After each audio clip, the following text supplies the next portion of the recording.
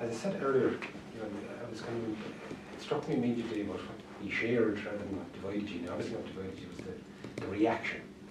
But in terms of the action, you took what you felt was an appropriate action. Victor felt that it wasn't entirely appropriate, and hence there was a reaction.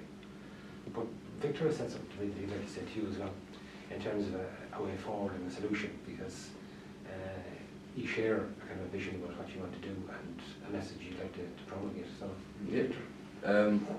I feel that if there are any strong beliefs with any musicians in the orchestra, that they should be discussed with me, and that I believe that as an orchestra as a whole we can tackle any kind of situation like that together, and that we can speak out about it together, because it's something I am against as well.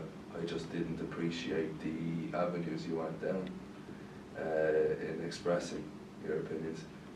It's something that I'd like to help you with.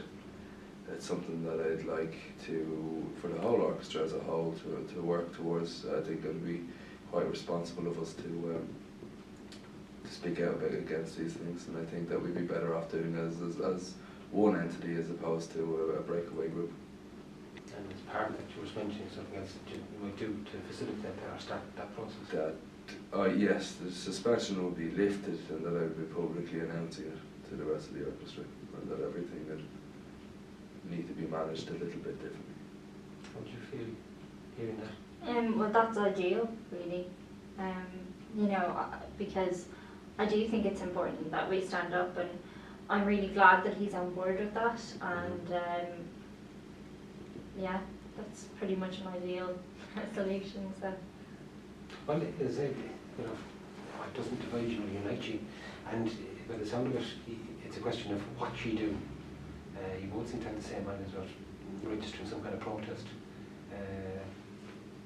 Victor's point is, you know, let's do it together and let's have a common agreed message. And to facilitate that, he's happy to kind of set back the clock. When I was talking to him, I used the analogy of H.G. Wells' time machine, you know, going back in time, and if you could go back and start again and do it again, would you do it differently?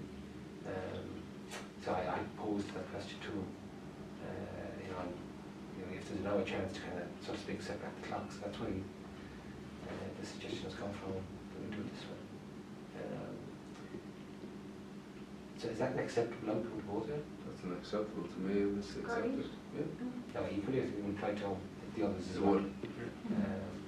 So what we can do from here is, I can write that up just as an agreed outcome, and you can have an agreed statement on what's going to happen next. I will take it from there. Perfect. Yeah. Thank you. And thank you for making the effort. It was worthwhile. Yeah.